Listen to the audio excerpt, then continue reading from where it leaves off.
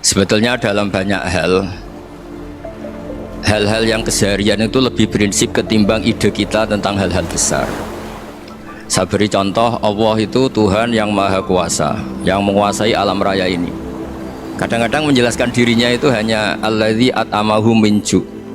Saya ini Tuhan yang memberi makan kamu saat Anda lapar, saat kalian lapar. Jadi untuk beriman kepada Tuhan yang Maha Esa, kepada Allah, kamu yakin yang memberi makan kamu itu Tuhan. Apapun kecewanya Anda terhadap tetangga, terhadap negara, terhadap mertua, terhadap istri, itu kecewa Anda tidak akan mati. Tapi kalau tidak makan itu mati. Sehingga Allah mensifati dirinya kadang pakai keseharian. Alladzi at'amahu min ju'. Tuhan itu siapa? Yang memberi makan kamu ketika lapar. Tapi kamu untuk syukur itu nunggu punya istri cantik, neriman, gampang diatur, membolehkan poligami. Terus 4 istri itu neriman semua, loyal semua. Itu sombong betul. Mau syukur saja kok repotnya seperti itu. Jadi mau syukur ya ada makanan dimakan. Itu kalau ngantuk ya tidur. Ayatnya wa min ayatihi manamukum billaili wan nahar. Maksud ayat apa itu tidur. Nah keangkuhan-keangkuhan ini yang menjadikan kita itu jadi repot hidup. Wong untuk syukur kok nunggu tadi, mertua baik, tetangga baik, istri baik, apa saja di sekelilingnya harus baik. Nah keinginan berlebihan ini menjadikan kita lupa ada hal-hal yang paling kita butuhkan, yaitu oksigen. Kita boleh nempat di buminya Allah. Alladzi ja'ala lakumul ardo firasya. Bumi kamu tempati enak. Coba kalau gempa, apa artinya istri 4 cantik semua kalau pas digoyang apa? Gempa. Apa artinya kamu jabat? Entah apa saja jabatannya. Kalau bumi likuifaksi, habis kamu. Kiai meskipun dai kondang umatnya jutaan, kalau likuifaksi di panggung hancur. Tapi nikmat-nikmat yang disebut Allah kaji keseharian. Alladzi ja'ala lakumul ardo mahda. Allah itu yang menjadikan bumi dalulan, yang mudah diinjak. Famshu fi mana dia silahkan jalan-jalan. Jadi saya termasuk benar-benar kiai Jawa. Kalau kerennya Kiai Nusantara atau Kiai Indonesia lah. Diajari bapak saya Kiai Haji Nur Salim, diajari Mbah Maimun. Itu Islam itu keseharian. Karena ketika Anda memilih hal-hal yang serius, itu tujuan utamanya nyari ridhonya Allah. Dan ridhonya Allah bisa kamu dapatkan sesuatu yang pasti benar. Misalnya dalam sebuah hadis Sahih Muslim disebutkan, Inna Allaha la yardo anil abdi idza akalal akla fayahmadahu alaiha aw yashraba syarba fayahmadahu alaiha. Itu redaksinya inna itu sesungguhnya, la yardo juga pakai lam taukid, juga maknanya sesungguhnya. Sungguh-sungguh Allah sangat ridho ketika seorang hamba itu makan ketika sesuap nasi dia muji Allah, ketika minum seteguk nasi dia muji Allah. Itu kalau orang diridhoni Allah itu wali betul.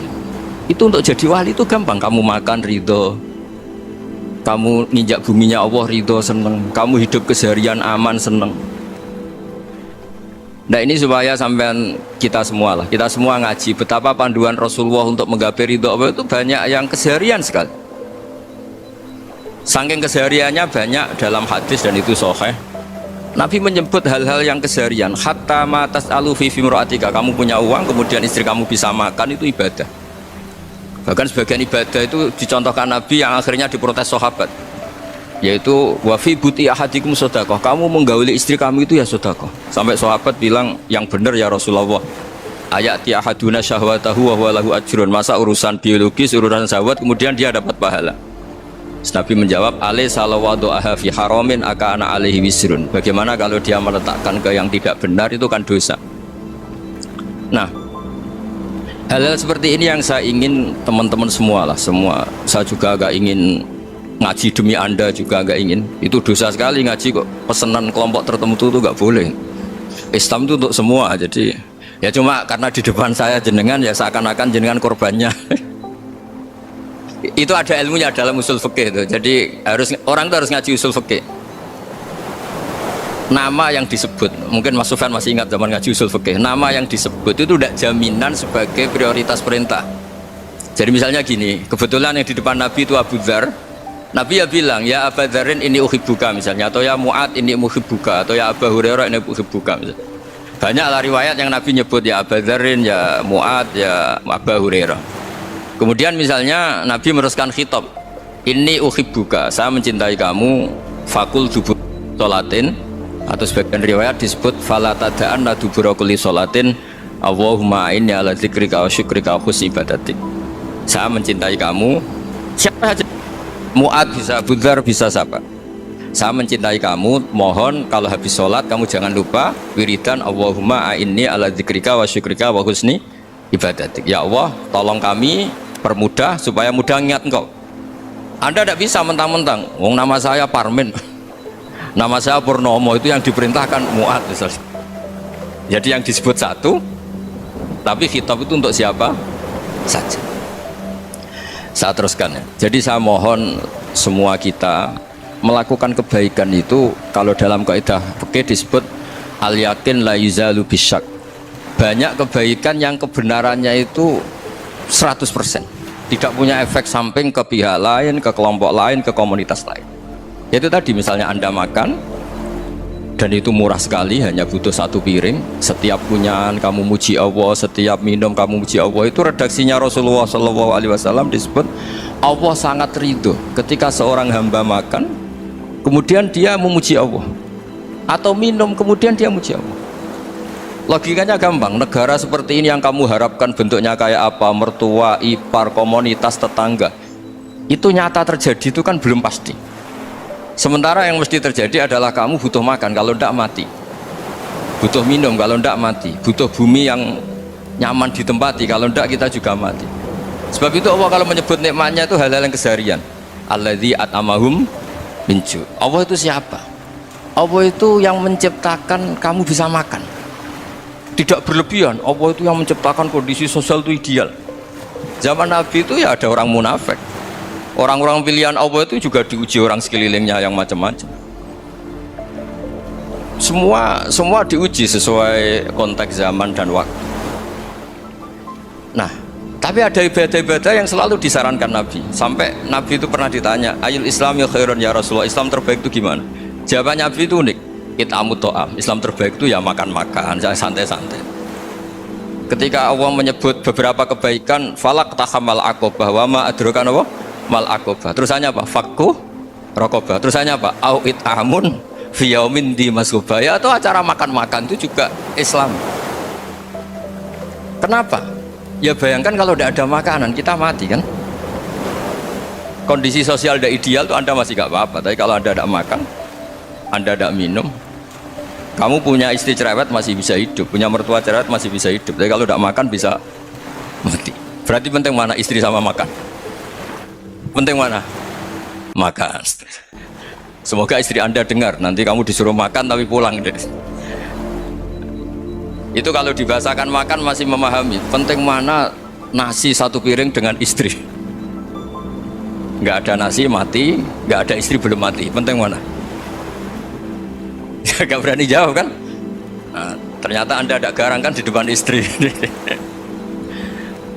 Jadi saya mohon lah, mungkin Mas Sufyan Sauri tadi yang bisa bantulah teman-teman tuh ngaji yang keseharian saja. Karena kita nyari ridho Allah itu berdasar firman Allah, dan firman Allah itu menyebut keseharian tuh riang gampang. Itu tadi misalnya wa min ayatihi manamukum billaili wan nahar. Termasuk ayat-ayat Allah itu kamu tidur. Maka dulu itu ada guyonan, ada tokoh Mu'tazilah, kelompok dalam Islam yang berpikir manusia itu bisa menentukan ikhtiarnya sendiri. Karena saya bisa duduk, ingin duduk, ingin berdiri, berdiri. Karena kelompok ini nggak terima kalau semua kehendak Allah, nanti bagaimana kalau semua kehendak Allah kok ada hisab ya, ada sanksi. Lucunya itu dia akhirnya, ini cerita ya, mencintai seorang perempuan cantik sekali, dan itu dia menjadi ahli sunnah itu oleh hal-hal yang sepele. Karena istrinya cantik, ya namanya suami istri itu hubungan intim. Terus ditanya, Mas masih ingin lagi? Masih. Silahkan diulang lagi. Wah ya tidak bisa. Katanya manusia bisa menentukan yang diinginkan. Itu tobat itu. Itu nggak bisa ditobatkan Mas Sufyan Ats-Tsauri. Orang cantik yang mudah nobatkan orang itu orang cantik. Segampang itu. Akhirnya kita tahu, makanya kalau dalam kitab Hikam itu disebut Al-akil mayakul madza yaf'alu wa hubi wal ghafil mayakul madza af'al. Orang yang punya akal karena sadar ini wilayah Allah, semua milik Tuhan, itu dia tiap hari berpikir besok Allah akan melakukan apa terhadap dunia ini. Kamu merencanakan suatu mau plesir ternyata gempa, mau wisata ke Rusia ternyata perang. Kamu tidak pernah tahu apa yang akan terjadi besok. Wa ma tadri nafsum madza taksibu ghadan. Tapi anda semua kita ini sering punya jadwal permanen. Makanya saya kalau diundang siapa saja, isane takdir. Yang jelas Gus ini acara penting. Ya masih acara penting nak pangeran ngersakno piye? Kok ape dadi pangeran? Kamu kok mau jadi Tuhan? Itu kadang ya kiai. Penting Gus acara ini jenengan harus memastikan bisa. Loh kamu itu yang ngajarin tauhid, sesuatu itu biadillah kok bilang-bilang apa pasti. Kalau maksa terus tak tobatkan. Ya kalau gitu Gus bilang insya Allah. Wah itu hati saya, fisik saya, roh saya sudah bilang insya Allah. Tidak usah kamu latih kata saya. Nah hal-hal tauhid keseharian itu gampang sebetulnya. Wal ghafil yaqulu madza af'al. Tapi orang yang lupa Allah dia setiap hari bilang besok apa? Kita bisa melakukan apa? Seakan-akan dia itu aktor, dia penting, dia subjek permanen, dia. Padahal kita ini hanya objek kehendak Allah Subhanahu wa taala. Karena kita yakin sesuatu yang terjadi di alam raya ini kita tidak bisa apa-apa. Makanya saya sering ngaji, sering bilang saya, ketika anda mensifati Allah, dia yang menghidupkan, sudah itu tanamkan sehingga ketika kita mati santai saja. Kenapa santai? Allah punya cara menghidupkan kita. Zaman kita hidup juga gak tahu caranya ngelola jantung, ngelola paru-paru. Kamu juga gak tahu ngelola oksigen yang tidak beracun, tidak ngandung polusi. Tahu-tahu hidup. Gak ingin tua ya tahu-tahu tua, gak ingin mati tahu-tahu mati. Selama ini kita hidup juga gak tahu apa-apa sebenarnya. Hanya gaya tok, punya jadwal, punya planning. Kalau kamu bisa menentukan pilihan anda, pasti anda istrinya cantik, 4 neriman semua, kona'ah semua. Nyatanya enggak kan? Ada 1 jelek, cerewet. Oh itu kan, nyatanya enggak bisa apa-apa anda kan? Dan kamu bawa mati lagi. Itu kan, istri anda juga gitu, punya keinginan, punya suami yang ganteng, yang jabat, yang neriman, yang enggak poligami. Ya enggak kesampaian juga. Kalau kita ngitung tingkat kegagalan kita itu gagal terus. Ya kan? Nah, terus ingat Allah, madza yaf'alu wa bi. Orang yang punya akal selalu berpikir Allah itu menghendaki apa terhadap saya. Lalu sama-sama orang itu. Melihat orang yang serius, itu kata anda itu pemikir berat, serius, senang punya tokoh yang merengut karena kamu anggap serius. Tapi sebagian orang anggap orang yang serius itu wong merengut, wong masam, wong muka kok ditekuk. Jadi sama itu hati ya muqallibal qulub tsabbit qalbi ala dini, karena kita nggak tahu cara berpikir kita tentang orang lain, tentang sekeliling kita. Misalnya kita orang baik yang jenis ngrumat fakir miskin, ada orang bangun masjid mewah itu janggal. Apa artinya masjid mewah kalau banyak orang kelaparan? Tapi kalau yang jenis pendidikan, apa artinya masjid mewah kalau tidak bisa ngaji? Nanti yang jenis infrastruktur, apa artinya ini kalau semuanya punya sudut pandang yang berbeda-beda. Dan Islam mengapresiasi semua kebaikan. Tapi katakan semua kebaikan itu adalah kehendak Allah Subhanahu wa taala. Karena apapun baik anda itu pakai fasilitas yang diberikan oleh Allah Subhanahu wa taala. Sehingga ini yang disebut qulillah tsumma darhum fi khawdihim yal'abun. Ya kembali tadi ke tema-tema bahwa keseharian anda ini sudah islami. Saat anda tidak bisa melakukan apa saja. Saya sering ada jenazah, biasanya kalau tetangga meninggal saya sering disuruh ngelepas. Saya bilang orang ini baik karena sering ngelamun di rumah, sering nganggur di rumah. Ditanya sama anaknya, kenapa Gus nganggur baik? Ya kalau dia nganggur artinya juga gak berbuat sesuatu yang maksiat kan? Ya kan, orang nganggur di rumahnya ya tidak bunuh orang, tidak maling, tidak korupsi, ya namanya nganggur di rumah. Lah cuma istri cara pandang nganggur gak menghasilkan uang itu, tapi juga gak menghasilkan kriminal kan? Jadi sebenarnya Islam itu cara, makanya kalau sampai ngaji usul fikih itu ada kitab usul fikih namanya Lubul Usul, itu terkenal sekali di pesantren itu. Itu kalau ngapresiasi keseharian itu luar biasa.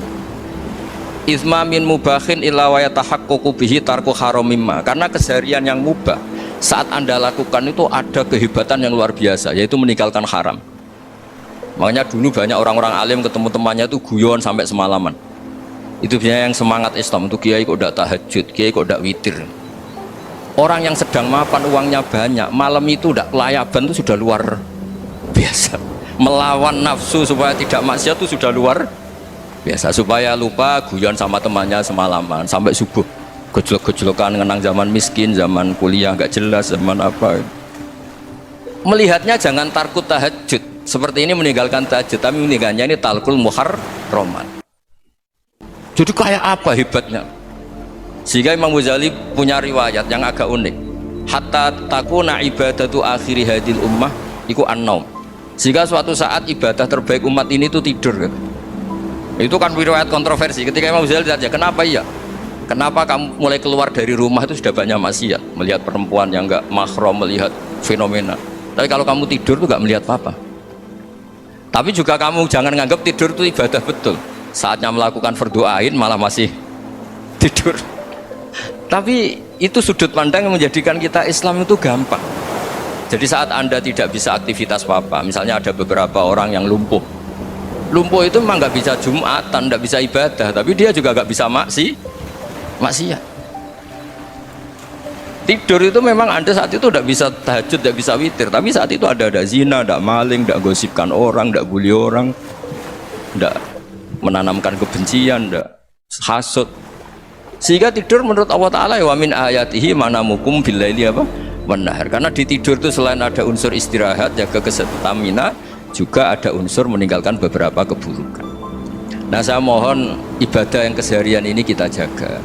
Supaya kita semua baca ayat itu fasih itu tertanam di hati. Allah itu siapa? Alladzi at'amahum min ju'i wa amanahum min khauf. Dan Allah kalau cerita di Quran itu anna sababnal ma'a sabba thumma syaqqaqnal ardha wa syaqqa fa ambatna fiha habba wa inaba wa qadba wa zaituna wa nakhla wa hada'iqa ghulba. Kamu tahu saya ini siapa, kata Allah? Saya ini adalah Tuhan yang menurunkan air, kemudian ada tanaman banyak, habba wa inaba wa qadba, ada zaitun, ada tin, kalau orang Jawa mungkin ada tela, ada padi, ada mangga, ada pisang. Sudah. Wa inaba wa zaituna wa nakhla wa hada'iqa ghulba, ada perkebunan yang lebat. Tujuannya apa? Mata Allahkum, silahkan kamu pakai, kamu nikmati. Tapi karena kadang kita ini punya ide-ide besar. Tadi untuk syukur saja nunggu punya istri riman, rumah baik, tetangga baik, komunitas baik, semuanya baik baru syukur. Lama-lama nanti ada di surga, syukurnya nunggu surga paling kelas A. Itu sudah ada yang menghuni Rasulullah, kamu nggak boleh di situ. Masa untuk syukur saja repotnya, masya Allah. Jadi mohonlah Quran yang kalau Anda hafalkan juz sama itu kan ada ayat-ayat yang kayak tadi. Ya, fal yang dzuril insanu ila ta'ami. Coba lihat apa yang kamu makan itu, dari mana?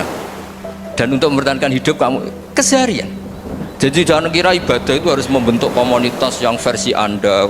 Ibadah itu harus yang hal yang mulu-mulu. Kesehariannya Anda alami. Loh, ini saya tidak bikin-bikin. Saya ngaji bukan karena berdasar pesanan. Itu ayat yang saya baca kan betul ada ayatnya kan, fal yang dzuril insanu ila ta'ami anna sababnal ma'a sabba thumma syaqqaqnal ardha syaqqa fa ambasna fiha habba wa inaba wa qadba wa zaituna wa nakhla wa hada'iqa ghulba. Terusannya apa? Mata lakum, silakan kamu nikmati. Mata itu silakan kamu nikmati. Ya kayak sampean dikasih hidangan ya makan. Ya sudah makan, habis makan ya minum, habis itu ngantuk ya tidur. Ya sudah, normal-normal saja. Kayak apa indahnya Islam. Tapi Anda mencari Islam yang gimana lagi? Nah, itu yang diajarkan guru-guru kita, diajarkan sanad kita sampai Wali Songo, sampai Rasulullah SAW. Bahwa pada akhirnya ada jihad, ada perang. Itu dulu memang perang, bukan membunuh, beda. Dulu kita dijajah Belanda ya perang, dan itu normal karena kita dijajah. Jadi ketika orang lain ingin baik sama kita, wa in ahadum minal musyrikin astajaroka ya fajirhu hatta yasma'a kalam Allah. Kalau mereka ingin baik ya kita baik. Makanya ada istilah musta'man, mu'ahad. Kalau mereka ingin damai, berdampingan dengan kemajmukan ya itu yang lebih baik. Karena memang Islam menghormati proses perdamaian. Wa in janahu lis-salmi ya fajnah lah. Kalau ingin damai ya kita harus damai. Jadi andai kan dulu Belanda datang ke Indonesia kok minta besanan itu. Ya mungkin kita juga seneng karena memperbaiki hidung kan, kalau kita bisa gitu. Nah tapi wong jajah dulu itu kan masalah kan? Apa? Masalah kan? Jadi saya mohon jadi apa? Makanya saya tadi minta sama Bapak Kadensus kemarin juga pernah main ke saya. Jangan sering ketemu saya ini sudah uzlah, saya ini sudah mau daftar jadi resi. Saya itu kemarin di muktamar juga agak datang, acara di Jogja juga sudah. Karena memang keluarga saya dulu itu bahasa saya, bapaknya bapak saya itu nggak keluar rumah itu puluhan tahun, memang punya adat uzlah. Ya makanya ngaji saya ngaji aja yang gampang-gampang aja, yang nggak orderan, yang nggak pesenan, ngaji aja deh yang gampang. Saya ikhlas, yakin betul saya ikhlas. Ikhlas itu menurut saya itu roh. Orang nggak ikhlas itu menurut saya itu orang aneh. Ikhlas itu gampang, sudah saya bilang. Kalau kamu yakin ilmu itu milik Allah, ngasihkan juga ikhlas itu milik Allah. Apa sih yang kamu punyai sehingga kamu tidak ikhlas? Uang milik Allah, energi kita milik Allah, bumi milik Allah. Kemudian kamu merasa memiliki. Merasa memiliki itu kalau dalam ilmu tasawuf sudah kesalahan kan? Bagaimana Anda punya? Coba tahu-tahu tanah itu kok milik Anda? Karena saya beli, Gus. Saya beli dari orang, dari Zaid. Padahal yang asli punya itu Allah. Apa benar kamu pernah beli sama Allah? Zaid ini pemilik nisbi, pemilik yang enggak sebenarnya kan? Ya enggak? Yang benar-benar pemilik itu Allah. Kok kamu ngerasa itu bumi kamu itu atas nama apa coba? Milik kan harus beli atau dikasih. Tidak semua kan? Nah, makanya terfamsu fi man akibiha, dan Allah menyebutnya sudah saya ini yang menciptakan bumi, waladzi ja'ala lakumul arda dalulan, dan Allah menyebutnya sederhana, famsu fi man akibiha, silakan jalan-jalan. Terusannya apa? Wa kulu mirizki, silakan makan-makan. Jadi Islam itu yes. Ya, makanya kiai-kiai itu ada acara makan, sampai ada guyonan fikuli makanin makan di setiap tempat ya makan. Nggih ngoten guys, pokoknya sing gampang-gampang mawon nggih. Nggih Mas Sufyan nggih sing gampang-gampang mawon nggih. Assalamualaikum warahmatullahi wabarakatuh.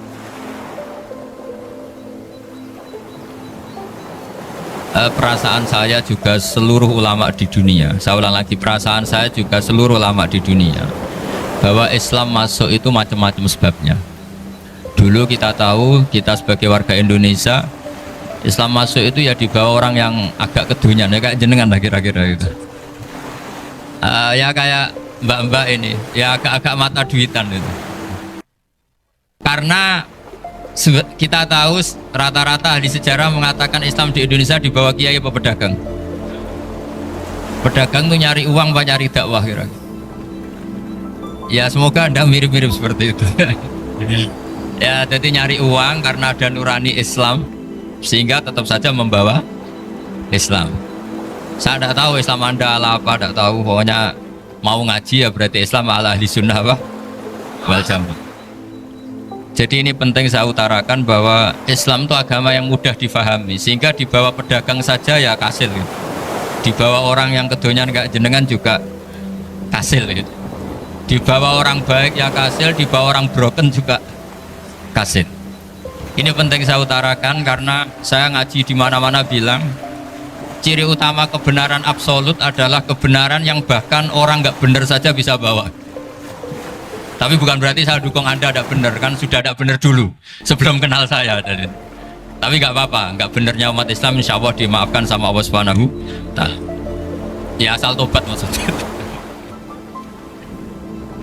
Nggak, ini saya beri satu konstruksi pikiran yang saya sering utarakan di ngaji saya. Sampai sekarang saya coba, saya tes ini kan di kampus ya, di apa bacanya itu Kim University yang global leader apa in the world itu. Ini keren lah, jadi acara ilmiah kita ditakdir di gedung apa? Kampus, gedung universitas di begini. Kalau 1 ditambah 1 2 itu namanya hakikat. Ciri utama hakikat adalah siapapun akan menerima. Saya sekarang tanya sama Anda, kira-kira 1 tambah 1 2 itu musuh Anda pun mengatakan 2 apa tidak? Ya. Pekerja Korea ya bilang 2, rektor Al-Azhar juga bilang 2. Kamu yang sekarang sedang mungkin sebagian broken sama istri juga bilang 2. Istri kamu yang mangkal sama kamu juga bilang 2. Yang cemburu ya bilang 2, yang dicemburuin juga bilang 2. Karena begitu mudah kebenaran absolut diterima oleh siapa saja. Begitu juga eksistensi Allah sebagai Tuhan. Itu mudah diterima oleh siapa saja, sehingga pembawanya tidak perlu seorang kiai atau gus atau mubalek atau ketua muin, indah. Cukup karyawan pekerja Korea. Karena kebenaran absolut itu kebenaran yang mutlak. Siapa saja yang waras pasti ngakui. Kira-kira orang yang berpikir sehat pasti berpikir begini, ini yang diajarkan Quran. Bumi ini kadung wujud, sudah wujud kadung wujud, punya eksistensi. Mungkin nggak sesuatu yang wujud kemudian disebabkan oleh sesuatu yang nihilisme, yang tidak ada. Mungkin enggak? Enggak mungkin. Yang namanya penyebab itu harus sesuatu yang wujud. Di mana-mana penyebab itu harus punya eksistensi. Karena langit dan bumi ini kadung wujud, pasti penyebabnya adalah wujud. Karena wujud penyebab harus bersifat super. Lah bersifat super ini oleh ulama dikatakan wajibil wujud. Itu akal siapa saja akan terima. Cuma kemudian setelah nerima itu orang macam-macam cara berpikir. Mungkin orang Jawa dulu bilang itu Sahyang Widi. Kalau orang sini mungkin bilang apa itu? Dewa atau apa ya? Nggak tahu saya itu. Karena itu yang teman sampean, enggak teman saya itu. Tapi yang jelas begini, ini konstruksi ini harus kita jaga. Nanti saya bacakan teks hadis. Kebenaran sejati ciri utamanya adalah ada absolutisme, ada kebenaran mutlak. Ciri utama kebenaran mutlak adalah diakui bahkan oleh siapa saja, termasuk oleh orang fasik. Orang fasik itu orang nggak benar. Misalnya ada imam masjid besar Istiqlal, ditanya 1 tambah 1 bilang apa? 2. Nanti kira-kira yang lonte juga bilang apa? 2. KPK juga bilang koruptornya yang ditangkap 2. Nah, eksistensi Allah sebagai Tuhan ini kebenaran yang absolut. Maka agama ini juga boleh diterima oleh siapa saja, termasuk oleh orang fasik, orang nggak jelas. Ini penting saya utarakan karena sekarang marak kelompok yang mengatakan orang Islam kalau zina menjadi tidak muslim, orang Islam kalau korupsi menjadi tidak muslim, salah sedikit tahlilan jadi kafir, percaya wasilah jadi itu tidak benar seperti itu. Karena kebenaran eksistensi itu kebenaran yang nggak bisa diganggu gugat. Seperti Anda ini kan warga Indonesia, KPK ya warga Indonesia, koruptornya juga warga. Apa setelah dia korupsi lalu tidak warga Indonesia? Tetap warga. Orang yang meyakini kalimat tauhid setelah dia salah apa terus tidak tauhid? Kan tetap ya. Maka dia tetap Ini penting saya utarakan. Kalau seorang warga Indonesia yang koruptor, yang macam-macam saja tetap warga Indonesia, padahal banyak kesalahan. Karena status warga Indonesia adalah status yang permanen. Begitu juga status Muslim adalah permanen bagi siapa saja yang melafadzkan La ilaha illallah Muhammadur Rasulullah. Kita tidak bisa mengkafir-kafir mereka. Itu juga yang sering dipesankan dan jadi ciri khas ulama ahli sunnah wal jamaah, tidak mengkafirkan orang Islam meskipun melakukan dosa besar. Soal dia salah nanti masuk neraka ya silakan saja, saya ada ikut, paham ya, sampai bisa mencoba. Tapi tetap saja dia muslim. Analoginya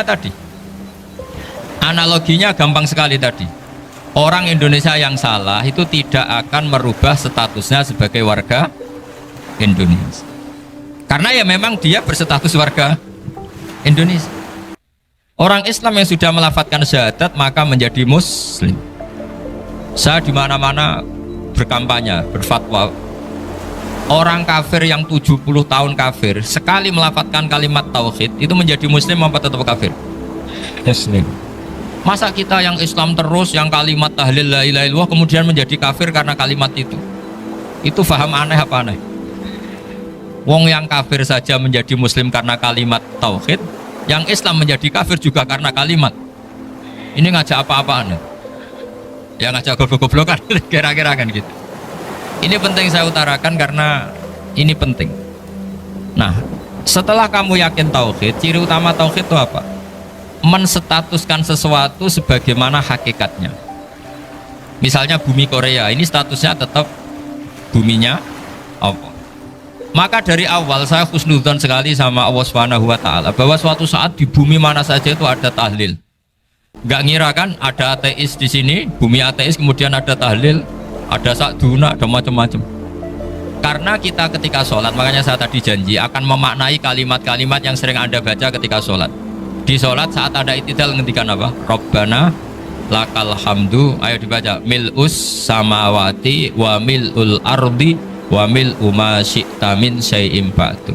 sama nani secara tradisi pesantren Robbana do pangeran kita laka iku kaduwe panjenengan alhamdulillah segala puji engkau punya segala puji mil'us samawati yang pujian itu memenuhi langit tentu langit itu penuh dengan pujian semua malaikat bertasbih bertahmid karena malaikat tidak ada yang kerja di pabrik itu tasbih terus gitu nggak ada yang nyari uang nggak ada yang cari won ya apa won ya kalau di sini nggak kiainya aja nyari uang. Terusannya apa? Wamilul ardi dan pujian itu memenuhi bumi. Korea termasuk bumi Allah apa enggak? Jadi saya sudah menduga suatu saat Korea itu ya penuh dengan pujian. Dan ini betul. Siapa yang ngira kalau di bumi Korea ada yang hafal lagu Sakduna itu? Itu lagu kesayangan guru kita semua Kiai Haji Maimun Zubair. Gak ada yang ngira. Siapa yang ngira kalau di sini ada ngaji seperti ini? Di Rusia juga sama. Uni Soviet itu negara ateis. Tapi lama-lama pecah karena glasnost itu dan perestroika itu. Kemudian menjadi pecahan-pecahan negara muslim. Ada Uzbekistan, Tajikistan, Ceknya, semuanya menjadi negara apa? Muslim. Karena dari awal lakal hamdu mil'us samawati wa mil'ul ardi dan pujian itu pasti memenuhi langit juga memenuhi bumi. Kalau Anda baca itu di Indonesia mungkin wajar, di Indonesia banyak acara-acara seperti ini. Tapi kalau di Korea ternyata benar. Dan anda ini kalian semua termasuk pembuktian benarnya wamilul ardi. Keren kan teman? Oh keren sekali, bukan sekedar keren sekali. Makanya saya jarang diundang pengajian mau tapi diundang di Korea mau. Tapi saya ada niat datang undangan. Memang saya ingin datang. Jadi ya karena itu ini bentuk penghormatan saya. Bentuk penghormatan saya bahwa pada akhirnya benar-benar lakal hamdu mil'us samawati wa mil'ul ardi. Jadi Anda tidak perlu pesimis, dulu Indonesia juga seperti itu. Banyak Buddha, Hindu, semacam ateisme. Kemudian berkatnya para ulama sekarang jadi negara yang mayoritas muslim. Korea barokahnya orang-orang kedonyan seperti ini banyak Islam itu. Gak apa-apa. Karena sebagian agama Islam, sebagian sejarah ditulis di bawah pedagang-pedagang Gujarat. Kira-kira orang Gujarat ke Indonesia dulu yang namanya pedagang cari apa? Uang. Tapi namanya orang Islam hatinya tetap adanya tauhid. Nyari uang ya tetap sambil dakwah. Kalau yang ke Korea langsung kiai mungkin tidak seramai ini Islam. Karena kalau kiai datang langsung dicurigai jadi misionaris, jadi ribet malah. Tapi kalau sampean nggak ada yang curiga. Namanya pekerja saja nyari uang. Dan itu memang fakta. Cuma kadang ya sadar terus ya bagus lah seperti itu. Nggak apa-apa. Maksud saya ini saya memberi support, memberi tasjek bahwa Allah itu luar biasa. Jadi kalau ingin menyebarkan agamanya macam-macam. Kadang kiai tidak bisa mengislamkan orang, itu anak-anak mahasiswa pacaran itu banyak yang pacarnya itu masuk Islam. Tapi sampean jangan bilang pacaran halal, ya tidak pernah halal. Tapi Allah kalau menghendaki memberi hidayah itu jalannya macam-macam. Ada yang lewat kerja, coba yang bayangkan ada tahlilan di Korea itu semua kiai tidak pernah bayangkan.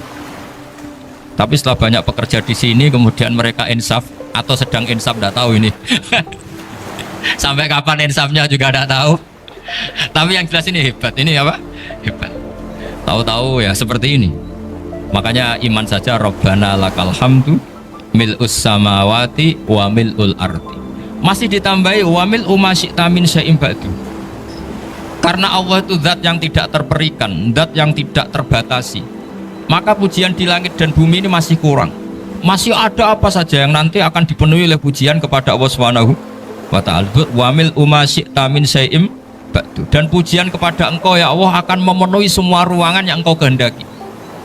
Mungkin suatu saat negara-negara yang sekarang yang paling minim Islam itu di Amerika Selatan, kayak di Argentina dan sebagainya, itu nanti suatu saat juga penuh dengan pujian karena tetap Rabbana lakal hamdu mil'us samawati wa mil'ul ardi wa mil'u ma syi'ta min syai'in ba'd. Saya di Jogja setiap akhir ngaji saya ajarin wiridan. Mungkin wiridan ini tidak asing bagi jenengan karena sering saya baca subhanallah wa bihamdihi adada khalqihi wa ridho nafsihi wa zinata arsyihi wa midada kalimat. Bahwa kita memuji Allah itu adada khalqi sesuai jumlah makhluk Allah.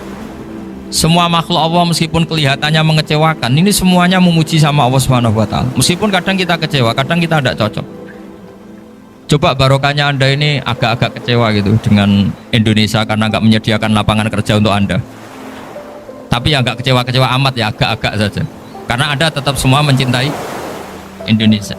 Gara-gara agak-agak kecewa cari negara lain. Akhirnya di Korea, ada yang di Jerman, ada di Inggris. Tapi bawaan pernah ngaji di musola, Islam ini ke bawah. Sehingga karena Islam ini ke bawah, tahu-tahu ada komunitas yang memikirkan Islam. Umumnya orang mikir Islam itu ya bikin masjid. Kalau di Korea unik, nyewa apa? Nyewa gedung untuk masjid. Itu kalau diceritakan di Indonesia aneh. Ini masjid sewaan. Masjid. Tapi kalau di sini lazim, karena kalau beli mahal ya cukup sewa. Saya tidak tahu kalau dalam terminologi agama tempat Anda sujud ini nanti jadi saksi di akhirat. Itu yang permanen apa yang sewaan tidak tahu. Jadi nanti bumi ini tanya, ya saya ya Allah pernah dipakai sujud, tapi setelah 1 tahun nggak kuat menambah lagi. Makanya saya dukung tadi yang ada gerakan masjid apa. Sebenarnya permanen nggak permanen itu tetap bagus, ada usah memaksakan. Yang jelas saya sudah ikut nyumbang ngelelang tadi, dan saya berharap uang itu benar-benar untuk masjid. Kalau untuk tamirnya juga nggak apa-apa, yang penting untuk menghidupi masjid. Saya juga termasuk kiai yang nggak suka kalau hukum itu terlalu fanatik. Misalnya uang ini untuk masjid, kemudian imamnya diterlantarkan karena alasannya ini untuk masjid. Imam kan tidak masjid. Nah ini kalau imamnya nggak diservis kemudian mutung terus pulang ke Indonesia, ini jadi masalah. Tapi saya juga nggak suka kalau ada negara gitu. Betul-betul saya tidak suka yang imamnya itu terlalu diservis. Ini buruk sekali kan. Pernah ada anekdot, ini anekdot tapi nyata. Ada negara yang sangat sehat, Islamnya sangat sehat. Itu imamnya 1 bulan tuh digaji 70 juta. Kira-kira 70 juta dibagi 1 hari berapa? 5 sholat ya? 5 kali 30 berapa? Kira-kira saja 150. Berarti per sholat dapat berapa ya? Kira-kira. Kan biasa potong gaji kalau berapa kira-kira? Singkat cerita, si kiai dari luar negeri tadi cerita apa Indonesia, kiainya miskin-miskin, datang ke masjid kan kadang pakai ontel, adzan sendiri, qomat sendiri, sholat sendiri kadang. Itu nasib orang-orang Sragen dan Salatiga sebagian. Itu yang lapor karena mereka itu. Kalau Rembang insya Allah enggak. Tapi ada semuanya Salatiga, sebagian begitu. Itu yang cerita kiainya, bukan ini bukan hoax, memang kiainya cerita. Nasib kiai di Salatiga Gus katanya. Itu digojlok tapi tetap sholat. Sehingga cerita orang tadi cerita imamnya di sana naiknya Mercy, muadzinnya pakai BMW. Itu tetangga sebelah Indonesia banyak yang fasilitas imam seperti itu karena gajinya sampai 70 juta. Setelah dia cerita bangga karena negaranya mengapresiasi imam sholat, sama kayak Indonesia dia omongin gini, makanya kamu sholat terus takut potong gaji ya gitu. Tuh kagetnya bukan main dia. Dikira itu satu sifat kelebihan negaranya, ternyata buruk sekali karena imam sholat karena takut potongan gaji. Akhirnya ke Indonesia bangga, alhamdulillah kita sholat tambah gaji dan tetap sholat. Keren mana yang digaji sama Anda? Ini yang di atas ini banyak calon imam. Nggak keren mana imam yang digaji sama Anda? Keren yang enggak. Tapi kalau pertanyaannya dibalik, keren mana jamaah yang peduli imamnya sama yang nggak peduli? Jadi jawabannya harus tetap seperti itu. Imamnya keren yang ikhlas, tapi jamaahnya keren yang peduli imamnya. Jelas ini ya fatwa saya ya. Gimana? Imamnya baik yang ikhlas, tapi jamaahnya baik yang peduli nasibnya. Tapi sekali imam dari awal gak ikhlas, itu harus di PHK. Itu bahaya bagi agama kalau awalnya sudah ada ikhlas. Karena nanti setelah habis subuh terus dihitung, wong setahu saya sholat terus kok kenapa gajinya tinggal segini? Ya, setahu saya sholat terus kok gajinya tinggal segini. Terus nanti takmirnya bilang, kemarin duhur Pak Yai tidak ngimamin, kemarin asar tidak ngimamin. Terus dihitung, bisa nggak agama akan berjalan seperti ini? Enggak. Ya makanya pertanyaannya tadi, suka atau punya imam ikhlas? Suka, tapi imamnya juga suka kalau jamaahnya peduli.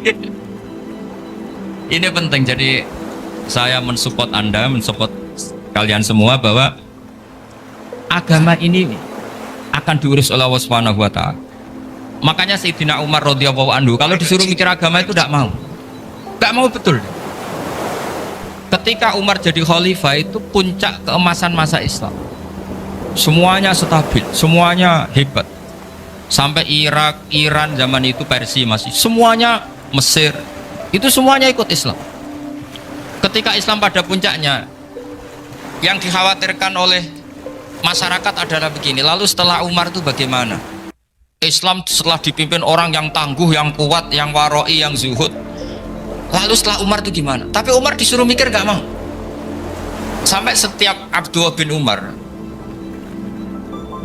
jalan-jalan di kampung-kampung itu abahnya dianggap pecundang. Tahu sampean pecundang? Orang yang nggak tanggung jawab. Karena orang-orang bilang gini, ya Abdullah bin Umar, bagaimana pendapat Anda kalau ada penggembala kambing di tengah hutan atau di tengah padang rumput, kemudian dia ninggal gelanggang kambingnya, kamu anggap penggembala ini gimana? Oh itu penggembala yang dolim itu. Pasti kalau kambing ditinggal ya kacau. Apalagi nih umat Rasulullah Shallallahu Alaihi Wasallam. Ini abah kamu tidak pernah wasiat, tidak pernah ngatur suksesi. Lalu Islam setelah dia bagaimana? Suruh dia ngomong penggantinya siapa? Karena beliau sudah sepuh, harus ada suksesi. Akhirnya Abdullah bin Umar lapor ke Umar. Ini gimana abah, orang mengkomplain begini. Apa kata Umar? Agama itu beda dengan kambing katanya. Agama itu milik Allah Subhanahu. Mbok saya pikir, tidak saya pikir tetap jalan. Nah ini terbukti. Jangan ulama ya ndak, mufti ya ndak, tapi bisa menjalankan agama. Kalau agama sampean pikir malah rusak. Sudah pokoknya lakukan saja, tidak usah dipikir. Akhirnya betul. Karena agama ini milik Allah. Soal kita serius memikirkannya itu karena khidmah, karena kita ingin berbakti pada agama. Tapi Anda tidak boleh berpikir kalau agama ini butuh pemikiran Anda. Beda loh ya. Kita khidmah agama serius karena kita ingin mengkhidmai agama. Tapi agama ini tidak pernah butuh kita, karena agama ini akan diurus oleh Allah Subhanahu. Coba pas sampean kecil, orang jilbaban di Indonesia itu banyak apa banyak sekarang? Banyak sekarang. Kiainya mutu orang dulu apa mutu orang sekarang? Tapi perkembangan Islam itu ramai sekarang apa ramai dulu? Ramai sekarang. Islam menyebar di seluruh dunia itu zaman Wali Songo, zaman sampean keren mana? Keren sekarang. Kualitas solehnya sampean sama Wali Songo? Wali Songo. Ini betul.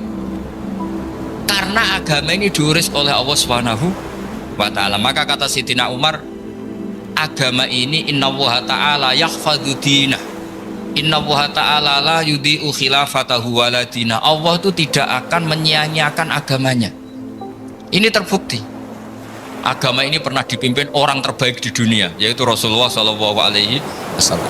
Ketika beliau intaqala ila rafiqil ala, ketika beliau pindah ke alam sana, diteruskan oleh sahabat yang tentu jauh di bawah Rasulullah.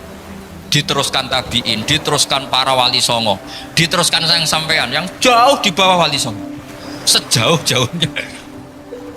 Tapi agama jalan sampai Korea. Agama jalan sampai apa? Dulu wali songo itu hanya sampai Mojokerto, sampai Tulungagung.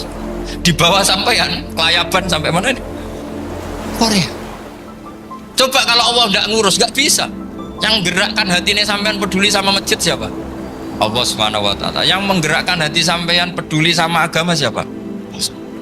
Tapi yang menggerakkan sampean ke Korea apa? Uang kan?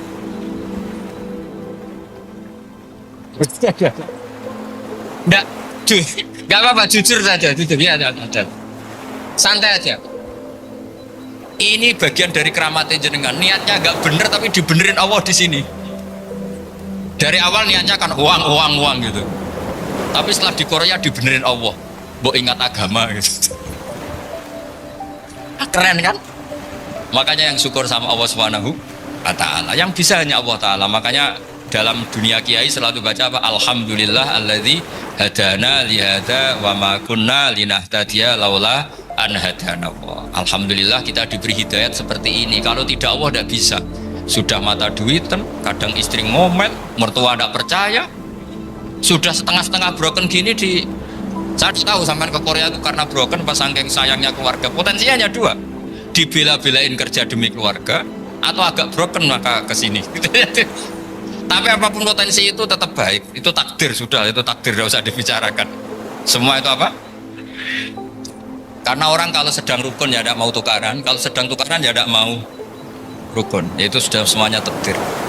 Kata bapak saya dulu kalau ada orang mau jualan tanah, Pak Yai tanah saya mau saya jual, ini gimana padahal ini tanah warisan. Kata bapak, nak waya adol ya adol, memang ini saatnya jual ya jual saja. Nanti kalau kaya saatnya beli ya beli saja. Karena kalau sudah saatnya jual mau beli ya nggak mungkin kan, mau memang saatnya jual.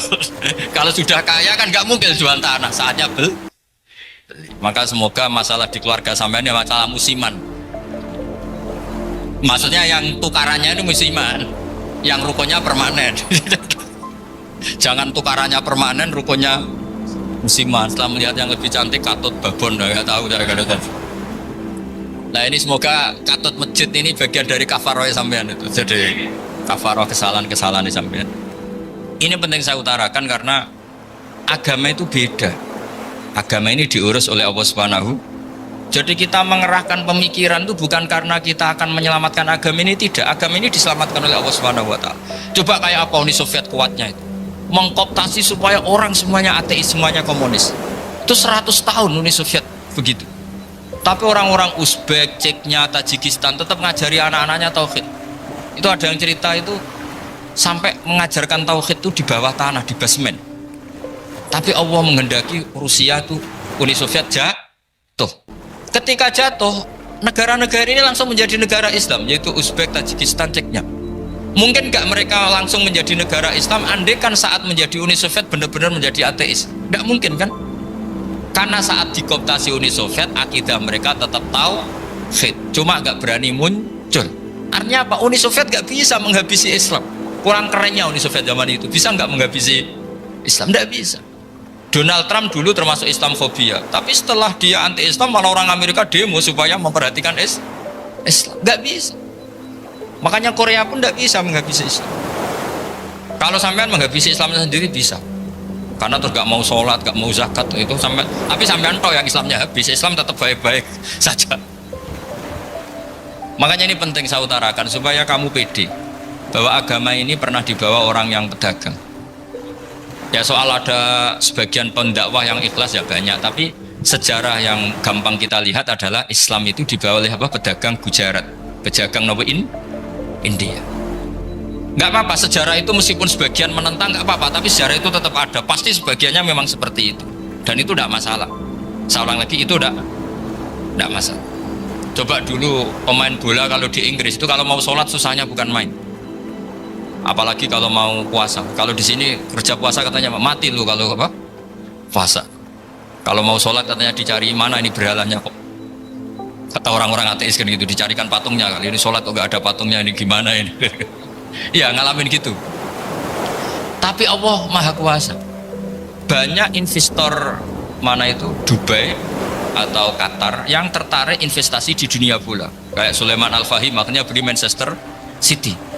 Itu sekarang pelatihnya negara orang sholat gak berani, bahkan di tengah stadion dibangunkan masjid. Kalau sampai daftar jadi muadzin bisa. Apa nyanyi Sakduna di sana juga bisa. Dulu Aljazair bencinya bukan main. Apa Perancis sama orang Islam itu bencinya bukan main. Barokahnya Zidane pemain bola dan juara dunia, terus Zidane turunan Aljazair. Akhirnya orang Perancis itu mencintai Islam, itu barokahnya sepak bola. Allah punya sekian cara untuk mengenalkan Islam. Di Prancis dikenalkan lewat pemain sepak bola. Nah di Korea ini yang agak unik, dikenalkan lewat pecinta wow. Saya jamin ini tidak apa-apa, sudah tidak apa-apa, sudah aman. Jamin aman. Pokoknya alhamdulillahilladzi hadana lihada wa ma kunna linahtadiya laula an hadana. Karena agama ini dibawa oleh Allah Subhanahu wa taala, yang menjaga juga Allah Subhanahu wa taala. Sama tidak usah khawatir. Kalau ada kelompok tertentu yang mengkhawatirkan Islam, sekarang Islam bahaya gini-gini, itu kurang roja, itu kurang optimis itu. Harapannya sama Allah tipis, harus ngaji lagi. Agama ini limangka nayarjuwa hawal yaumal akhir. Agama ini bagi yang terus-menerus berpengharapan kepada Allah Subhanahu wa ta'ala. Agama ini limangka nayarjuwa, coba bahasa Arabnya roja, yarju, rojaan. Maknanya harapan. Jadi agama ini bagi yang selalu berpengharapan, bukan yang pesimis, bukan yang hati kecil, apalagi yang tukang putus asa. Coba agama ini begitu luar biasa, dibawa orang yang macam-macam. Tadi di Perancis dibawa oleh pemain apa? Bola. Ada masjid di Inggris itu ya dibawa mahasiswa-mahasiswa itu yang dulu sebagian yang nggak pernah ngaji, setelah di Inggris bikin komunitas pengajian. Di Korea dibawa itu di pecinta apa? Tapi lama-lama cinta Tuhan. Karena ya memang sebenarnya sudah cinta Tuhan. Cuma ya cara cinta ini nunggu punya uang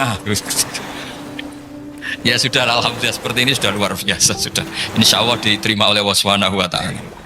Saya selalu berharap semoga ini tetap satu bukti bahwa Allah itu harus kita sembah di mana-mana. Karena tadi Allah akan selalu Rabbana lakal hamdu mil'us samawati wa mil'ul ardi wa mil'u ma syi'ta min syai'in ba'du. Bahwa pujian kepada Allah akan selalu memenuhi langit dan memenuhi bumi. Bumi Korea termasuk buminya Allah. Makanya pegangan yang saya minta sama pengurus untuk di-share adalah Dawi Rasulullah Shallallahu Alaihi Wasallam. Mungkin nanti panitia harus mengeser itu. Ini Musnad Ahmad, riwayat dari Imam Ahmad. Al-Bilad bila dua sudah punya. Nanti di-share ya yang itu. Al-Biladu bila dua, bahwa negara hakikatnya adalah negara Allah. Wal ibad ibadullah, semua hamba hakikatnya adalah hamba. Di hadis itu fahaitsuma asabta khairan fa'akim. Kapan saja kamu menemukan kebaikan di tempat Anda berdomisili, fa'akim, kamu tidak apa-apa di situ. Kamu di sini dapat uang, dapat masjid, dapat sewa masjid. Tidak tahu sewa apa permanen, pokoknya itu bagus gitu. Buminya dirayu, bumi meskipun ini nggak permanen, tapi tetap jadi saksi loh ya. Harus ada kompromi ini. Karena kalau dengar orang Indonesia jadi aneh, masjid kok nyewoi. Tapi aneh di Indonesia, ada aneh di sini, sampean tenang saja. Tentu malaikat pencatat di sini juga sudah tahu kalau sebagian masjid itu sewaan. Jadi ya ada iskal-iskal amat lah, sudah nggak janggal-janggal amat karena kondisional Jadi saya nanti minta panitia supaya mengeser tadi hadis riwayat siapa Imam Ahmad bin Hambal yang diriwayatkan oleh salah satu minal asyrah al mubasysyirina bil jannah, yaitu Zubair bin Awam. Nabi ngendikan al biladu biladullah, negara mana saja adalah negara Allah. Wal ibad ibadullah, semua hamba adalah hambanya Allah. Fahaitsuma asabta khairan, di mana saja kamu mendapatkan kebaikan, fa'akim, kamu tidak apa-apa berdomisili di situ. Ya saya mohon ini penting sekali. Pokoknya saya mohon kalimat tauhid ini dijaga. Karena kalimat tauhid ini kata semua ulama kasyajaratin thayyibatin asluha tsabitu wa far'uha fis sama. Dan kalimat tauhid ini pasti tu'ti ukulaha kullahinin bi'izni rabbiha. Kalimat tauhid yang dibawa umat Islam seluruh dunia. Meskipun dia orang fasik, orang nggak benar, tetap tu'ti ukulaha kullahinin bi'izni rabbiha. Kalimat ini akan membawa berkah bagi orang yang dihinggapi atau didomisili umat Islam. Coba sebagian nanti orang Korea menjadi Muslim itu karena di sini ada komunitas pekerja Muslim, kemudian menyisakan asarul Islam, jejak-jejak Islam. Gak apa-apa, pasti kalimat ini tu'ti ukulaha kullahinim bi'izni rabbiha.